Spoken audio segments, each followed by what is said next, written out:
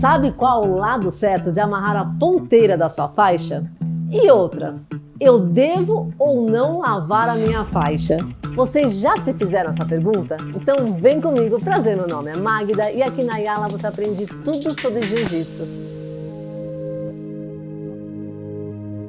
E claro, vocês sabem que sempre quando surgem dúvidas de assuntos históricos, nós contamos com a ajuda do nosso amigo pesquisador, Magno Tolador. E se você quiser adquirir a nova hash da Yala, que foi produzida com muito carinho e pensada em todos os detalhes, e a produção é limitada, clique no link abaixo. Começando do início. Como já falamos aqui, muitos praticantes de Jiu-Jitsu, antes de praticarem Jiu-Jitsu, passaram por outras artes marciais. Então acaba sendo muito comum eles trazerem costumes e dogmas de outras artes marciais. Por outro lado, como nós já falamos aqui, o nosso Jiu-Jitsu está cheio de lendas e mitologias. Como, por exemplo, o Jiu-Jitsu ter vindo da Índia e o Conde Koma ser o introdutor do Jiu-Jitsu aqui no Brasil. E partindo deste princípio, temos que entender que algumas artes têm costumes. Como, por exemplo, existe uma crença dentro de algumas artes marciais japonesas que sua faixa deve estar sempre alinhada e suas pontas devem estar do mesmo tamanho e altura depois de amarrada. Segundo a lenda, o fato da faixa estar desalinhada significa que o praticante está em desequilíbrio espiritual.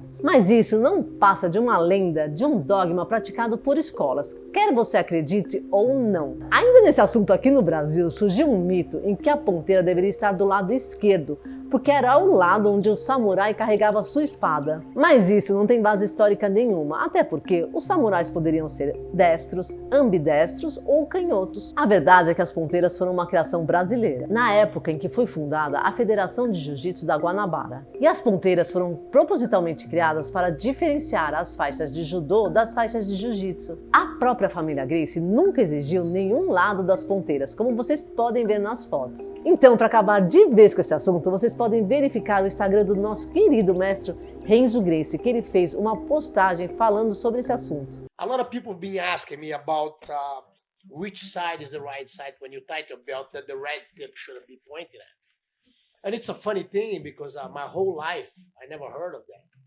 Some people say it has to be on the right side, on the left side, like a sword, the sword of the samurai. Until I was 47 years old, I'm 51 right now, getting ready to be 52. I never heard of that. You know, and people ask me, people tell me, why do I have my red tip on the wrong side? And I want to laugh because my whole life I never heard of that. And I had pictures and from all my uncles, and especially my granduncle, my grandfather, my father, with the red tip on both sides, you know, and this just brings back to mind that every single guy who doesn't have skin in the game, who's not in the battlefield, they want to create rules. They want to create rules and they want to tell you that you are wrong. Do you know when people ask me what side is the right side? I said the side that when I tied my belt, whatever side it is the right side. You know, and then the soft ones will claim, no, you gotta put it here, you gotta do that. They try to tell you you're wrong. You don't know the proceedings, how you have to proceed, how you have to behave. Let me tell you one thing, my dear friend. The only place that tells you where the right side is on the battlefield. Being there, do more than I did, I will start listening to your opinion about the red tip of my belt. Otherwise, don't come tell me what it is. I tell you where it is. E agora, outro conceito que é muito discutido no mundo do jiu-jitsu.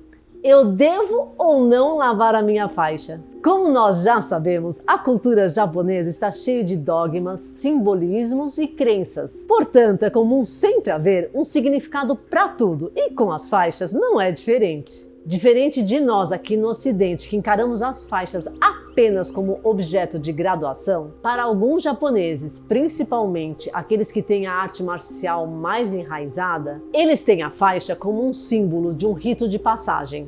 Eles acreditam que na faixa está eternizado todo o sangue e suor derramado em seus treinamentos. Além disso, as marcas do tempo simbolizam os anos de dedicação à prática da sua arte. Por isso que é muito comum encontrar grandes mestres japoneses, principalmente no karatê, com com a sua faixa preta totalmente desgastada e que nunca foi lavada.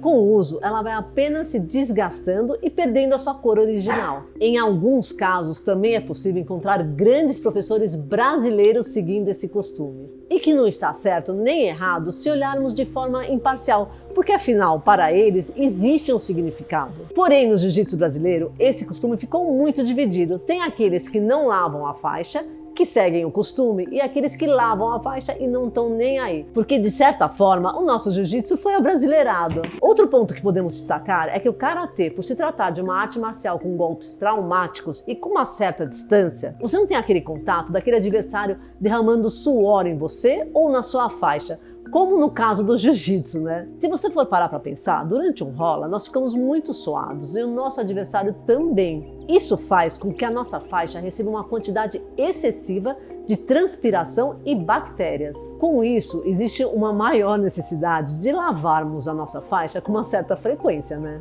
E eu sei que vocês estão curiosos para saber se eu lavo a minha faixa ou não. E a resposta é sim. Eu lavo a minha faixa em consideração aos meus parceiros de treino. Já pensou chegar no treino com minha faixa suada e fedida? Não é legal, né? Eu lavo sempre? Não, pessoal, não lavo não. Eu só lavo quando eu acho que tem a necessidade de ser lavada a minha faixa. Às vezes ela tá um pouco mais com um cheiro mais forte, ou eu sinto que ela tá mais suja, aí eu ponho para lavar. Digamos que, sei lá, uma vez por mês. E agora eu quero saber de vocês. Vocês lavam ou não a faixa? E se você gostou desse vídeo e acha que é de utilidade pública, não esqueça de se inscrever no canal, que aqui a gente fala tudo sobre jiu-jitsu, e deixar o seu like. Ah, e não se esqueçam de deixar opiniões sobre temas aqui embaixo para a gente discutir juntos. E até a próxima, pessoal!